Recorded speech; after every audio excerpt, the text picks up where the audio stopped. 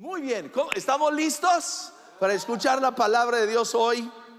Saben que vivimos en un tiempo donde hay ciertas verdades de Dios que tú y yo tenemos que afianzar en nuestra vida. Y hoy quiero que tú y yo afiancemos en nuestra vida una verdad de Dios, que Él es nuestro proveedor. Él es nuestro proveedor. El otro día paro y para echar gasolina a mi troca, $100 para llenar el tanque. ¡Oh! Dios mío, pensé que me estaban asaltando. Y luego uno va a la tienda, ¿verdad? Va a la tienda y se encuentra ahí que están los estantes vacíos muchas veces. Dice uno, ¿qué pasó aquí? Los robaron. Y entonces, en medio de estas circunstancias, es muy fácil que el temor se apodere de nosotros. Es lo que el enemigo más quiere hacer: traer temor, traer incertidumbre a nuestras vidas. Pero ves, en medio de esta crisis, tú y yo tenemos que entender: Dios es mi proveedor. No el gobierno, no el trabajo. Todo ello es bueno, pero mi confianza no está en el gobierno, mi confianza no está en mi trabajo, mi confianza está en Dios. Él es mi proveedor y Él nunca, digan conmigo, nunca sufre de escasez. Oh, no. Nuestro Dios es un Dios de abundancia, le encanta la abundancia. Cuando creó este universo, hizo este mundo, pone a Adán y Eva, dos personas, hombre y mujer, en un huerto lleno de árboles frutales, de plantas que podían comer, y luego lo rodea de 4 ríos, en el cual dice que había oro puro, piedras preciosas. ¿Para qué lo necesitaba? No sé, no había nada que comprar. Pero Dios es un Dios de abundancia. Y les dio oro, les dio piedras preciosas. Dios le dio a Adán y Eva mucho más allá de lo que ellos pudieran consumir. ¿Ves? Dios no es que solo te voy a dar lo que necesitas y aguántate, aguántate. No. Dios es un Dios de abundancia. Fíjense Dios lo que declara de Él mismo. En Ageo 2:8 dice: mía es la plata, mío es el oro. En Salmos 50:10, míos son los animales del bosque y mío también el ganado de los cerros. Salmos 50:12, pues mío es el mundo y todo lo que contiene. Sí, saben que la población del mundo somos aproximadamente 7.7 mil millones de habitantes. Y sabes que el aire no se acaba, el oxígeno no se acaba, el agua no se acaba, el alimento no se acaba, la energía no se acaba. Saben que el sol, en un solo segundo, el sol, que no es la estrella más grande, ¿okay? Hay otras mucho más grandes que el sol, pero el sol en un segundo produce más energía que lo que usamos en todo el mundo en un año entero. Dios es un Dios de abundancia. Dios es un Dios que no está limitado. Solo las cascadas de Niágara, una sola cascada en el mundo, ¿sí? Cada segundo pasan 75,750 galones de agua por esa cascada. Cada segundo. Dios, y no se acaba, no se agota, sigue cayendo día tras día, año tras año, década tras década. ¿Por qué? Porque Dios es un Dios de abundancia. Ahora, la provisión de Dios no tiene límite. Pero no es solo eso. Tenemos que entender no solo que Dios es un Dios que tiene todo, sostiene todo, pero escúchame, es un Dios que es generoso. ¿Ves? Porque hay gente rica, hay gente muy rica que también es muy tacaña, que para sacarles un centavo es imposible. Pero no nuestro Dios. Oh, no, fíjense lo que él, vuelvo a lo que dice 3 Juan 2, dice: amado, ruego que seas ¿qué? Prosperado en todo. Digan, en todo.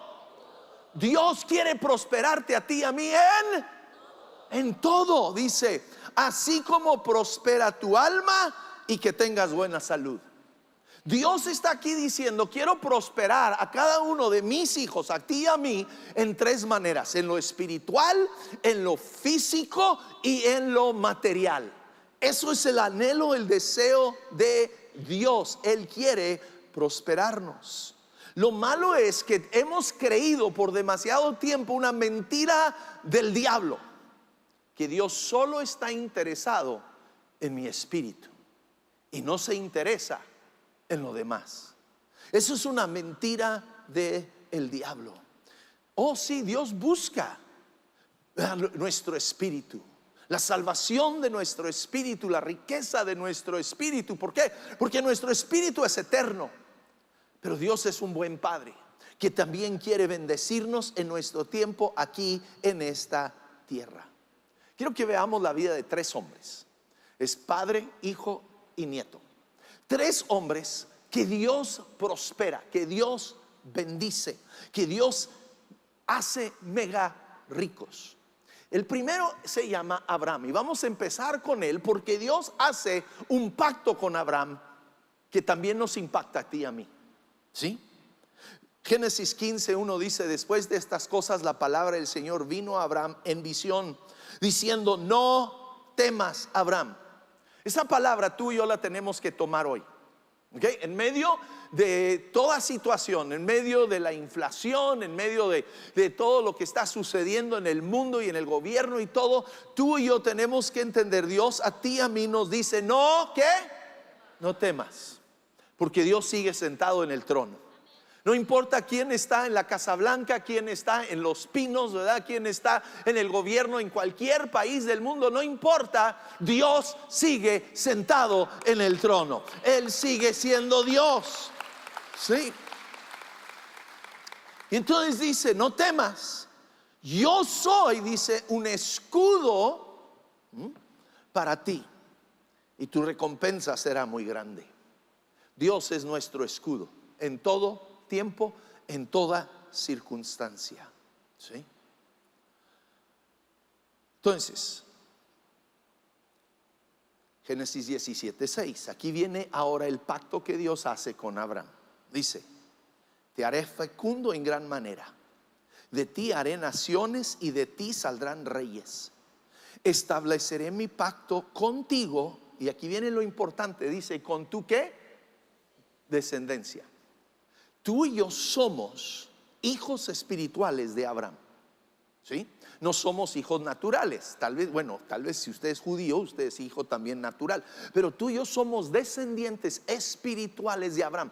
Abraham es el padre de la fe y tú y yo venimos de esa corriente. Entonces esta bendición nos alcanza a nosotros.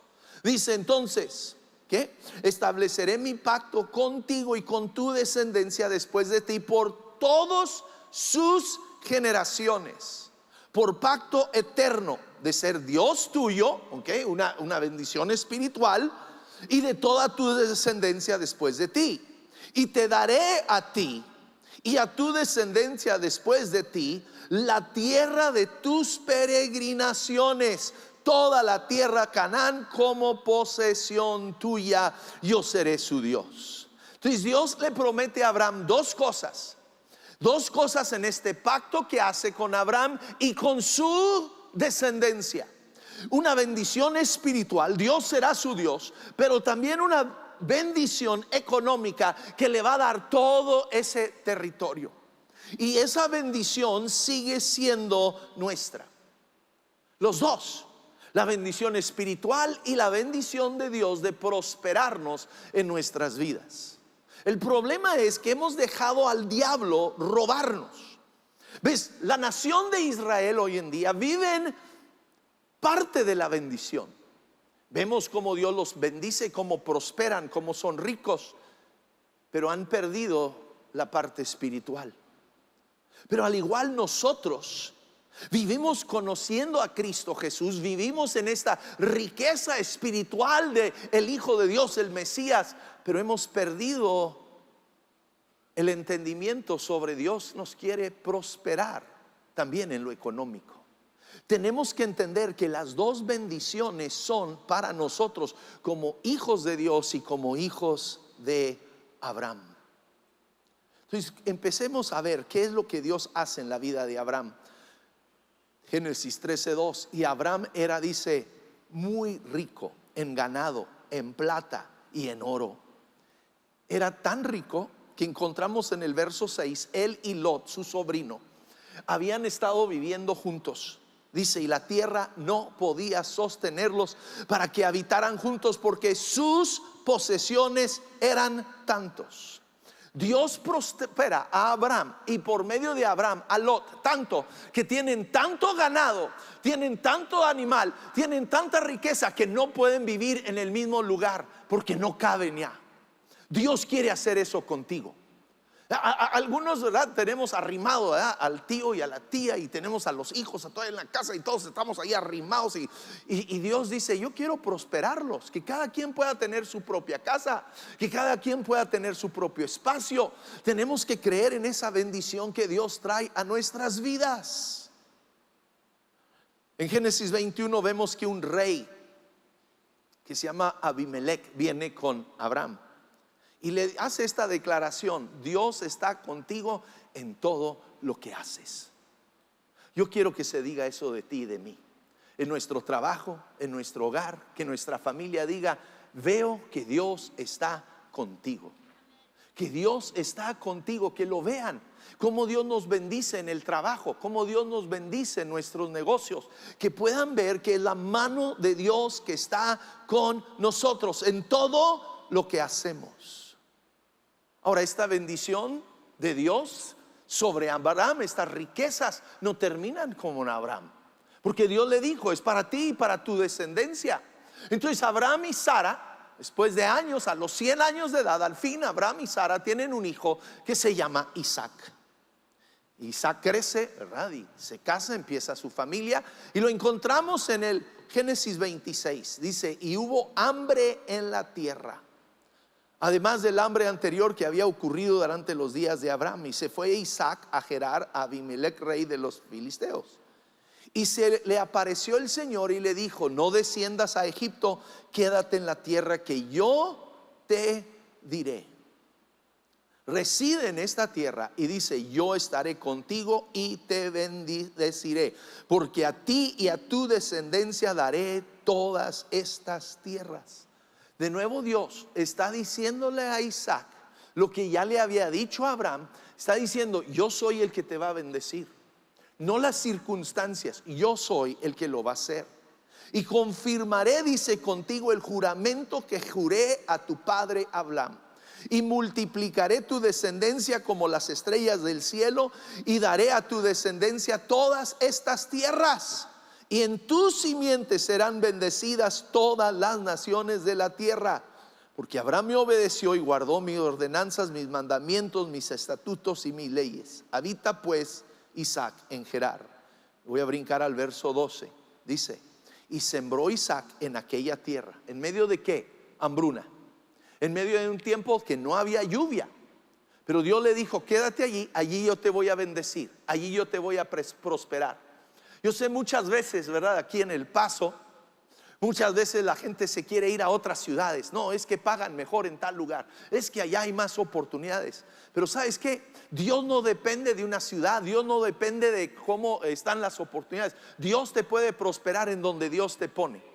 Dios te puede prosperar en donde tú estás el día de hoy, sea Chihuahua, Ciudad Juárez, El Paso, donde sea que tú estés. Dios puede prosperarte, porque nuestra confianza no está en la ciudad, nuestra confianza está en Dios. Y entonces dice: y sembró Isaac en aquella tierra en medio de esta sequía, y cosechó aquel año 100 por 1, y el Señor le bendijo, y el hombre se enriqueció y siguió engrandeciéndose hasta que llegó a ser muy poderoso, pues tenía rebaños de ovejas y de vacas y mucha servidumbre, y los filisteos le tenían envidia.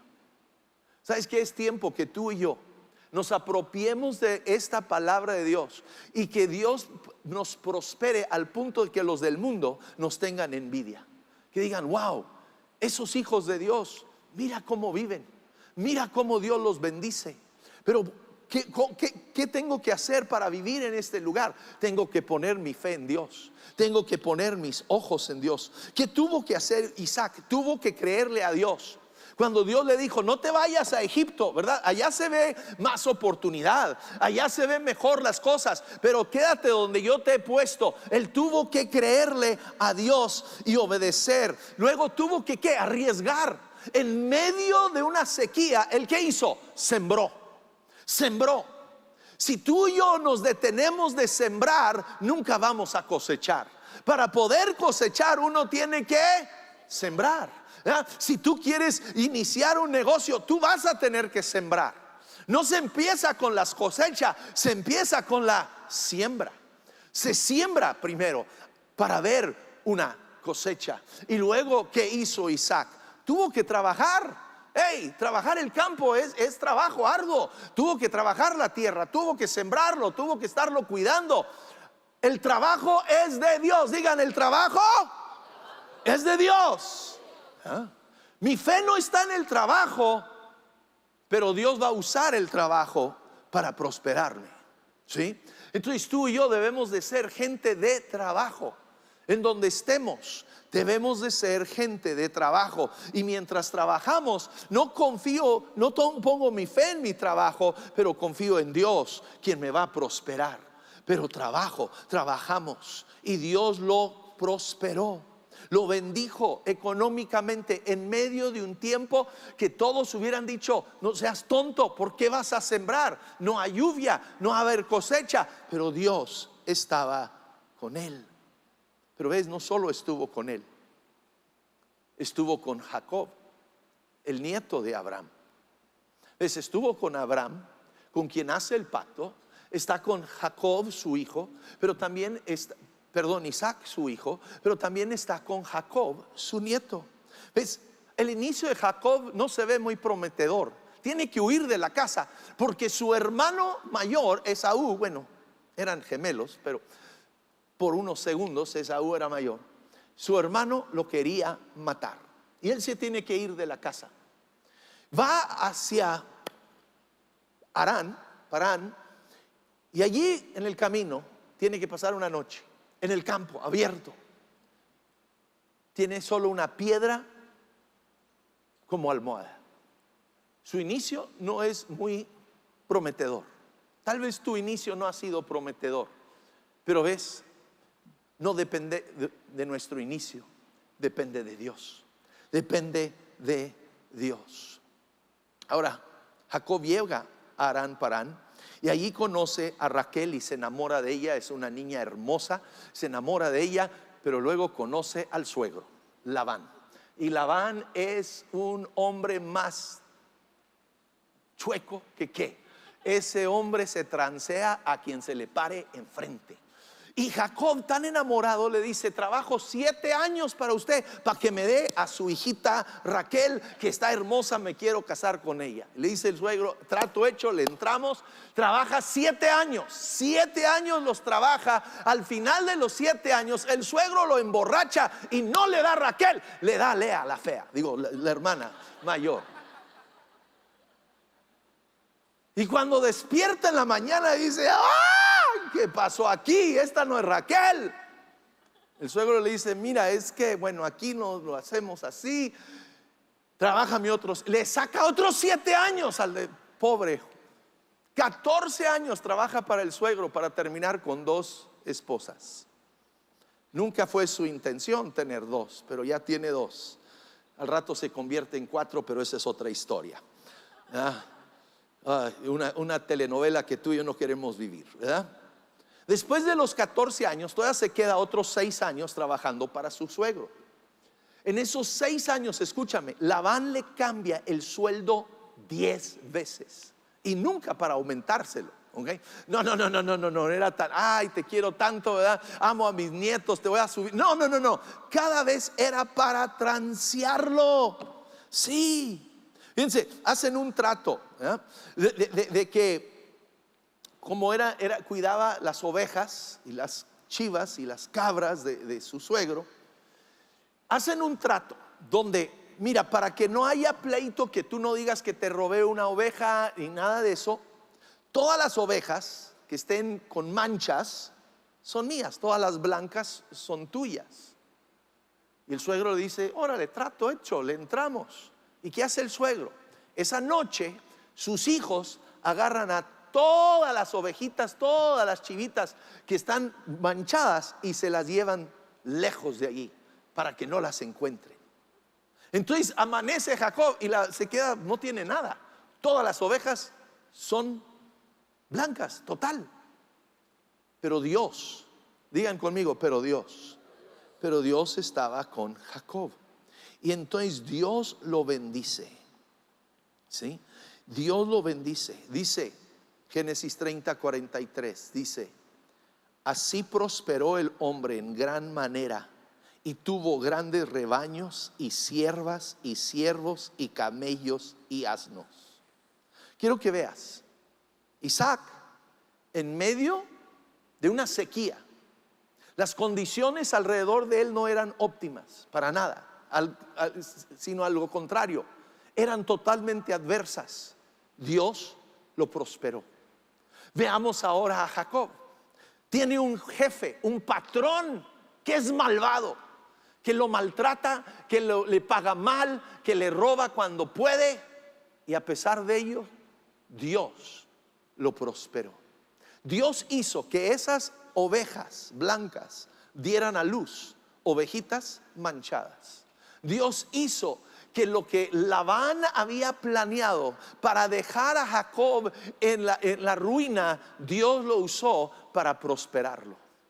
Dios quiere prosperarnos a ti y a mí. Tú y yo somos descendientes espirituales de Abraham. El pacto que Dios hizo con Abraham de bendición espiritual y bendición económica es parte del pacto que Dios hace contigo y conmigo el día de hoy.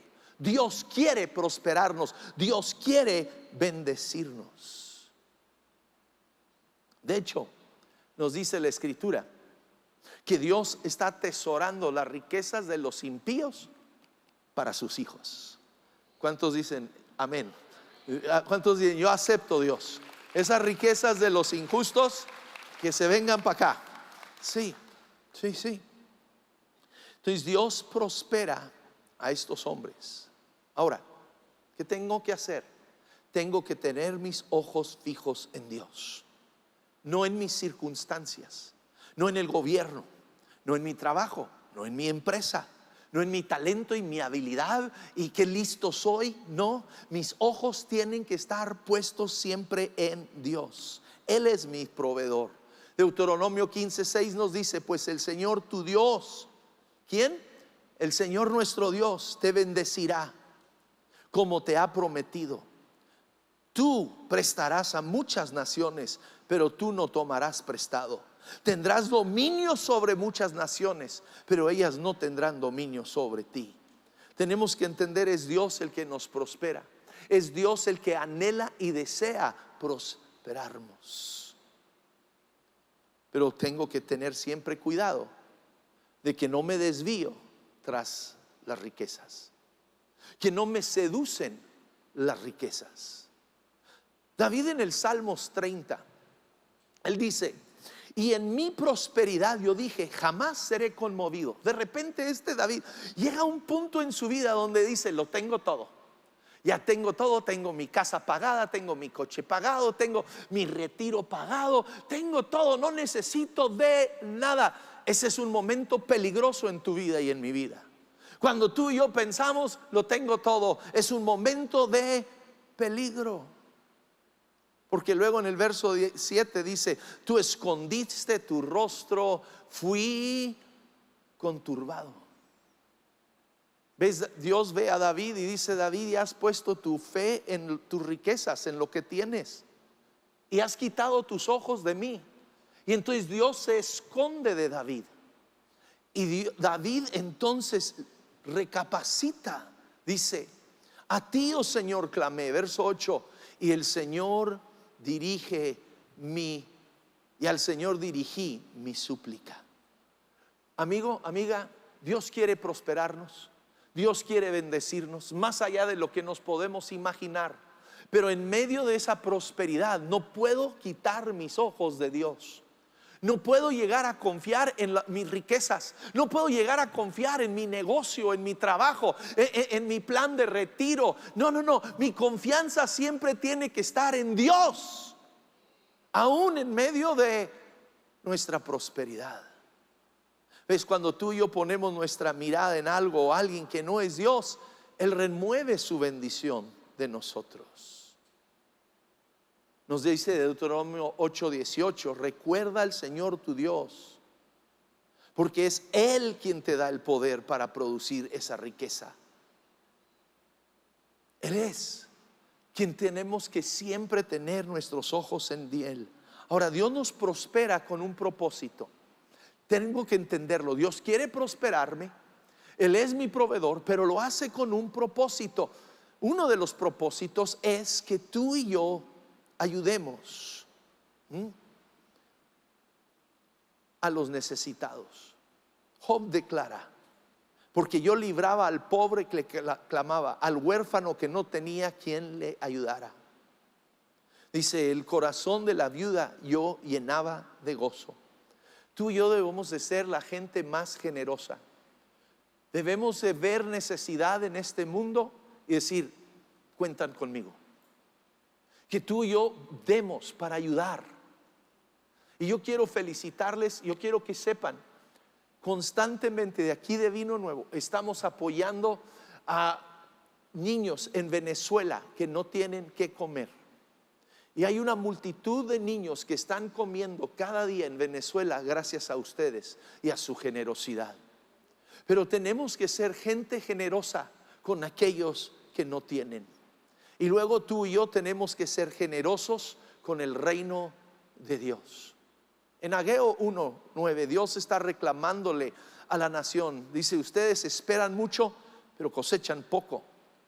Lo que almacenan en su casa yo lo disipo de un soplo. Es Dios, no es el diablo. Es Dios que viene y les quitaba todo. ¿Por qué? Porque habían perdido el enfoque. Su enfoque ya era solo ellos. Era su casa, sus vacaciones, sus anhelos, sus planes, y todo se trataba de ellos. Dios, ¿qué les dice? ¿Cuál es la respuesta? Vayan ustedes a los montes, traigan madera y reconstruyan. ¿Qué dice? Mi casa. Y yo veré su reconstrucción con gusto y manifestaré mi gloria. Tú y yo, Dios quiere bendecirnos, Dios quiere prosperarnos. Él es el que quiere darnos grandes riquezas, pero tengo que tener un enfoque por cuidar de los pobres, de los necesitados, y dos, tengo que tener un cuidado por el reino de Dios. Tengo que tener una visión que estoy sembrando en el reino de Dios. Estoy sembrando en la vida de misioneros. Estoy sembrando en mi iglesia local. Estoy sembrando en las cosas que Dios está haciendo. Jesús mismo nos declaró: mas buscad ¿qué? Primeramente el reino de Dios. Y luego ¿qué dice? Todas estas cosas vendrán por añadidura. Pero tengo que poner a Dios primero. Tengo que poner a Dios primero. En 1 Reyes, el capítulo 17, encontramos al profeta Elías. La nación de Israel se ha entregado a la idolatría. Dios ha removido su bendición de sobre la nación, ha traído una sequía sobre la nación, no ha llovido, no hay que comer, y Dios envía al profeta Elías con una viuda. Y llega con la viuda y le dice: ¿me podrías dar un vaso de agua? Y ella con gusto le doy su vaso de agua. Y luego le dice: ¿y me das un pan para comer? Y la viuda le dice: eso no puedo hacer, porque solo tengo aceite y harina para hacer un último pan, y yo y mi hijo lo vamos a comer y nos vamos a morir de hambre. Así estaba su situación. Y ahora escúchame muy bien, porque aquí viene una verdad que tenemos que entender. El profeta Elías no le dijo: ay, deja oro por ti. Dijo: ay, déjale, traigo una alacena. Deja oro, que Dios le haga caer aquí una vaca. No. ¿Sabes qué le dice el profeta de Dios? Le dice: no tengas temor. ¿Qué es lo que tenemos que vencer en nuestra vida? El temor. no tengas temor. Veas como has dicho, pero hazme a mí primero. Le dice, ve, haz el pan, pero el primero es para mí. Mira qué desgraciado. Hazme a mí primero.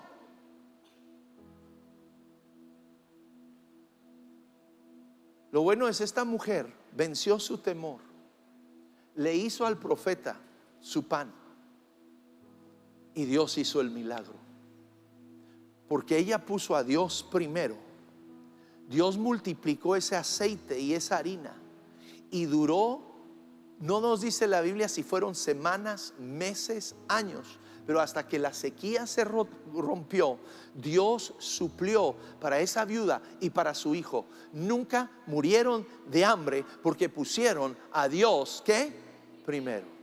Si tú y yo ponemos las cosas de Dios primero en nuestra vida, Dios bendecirá.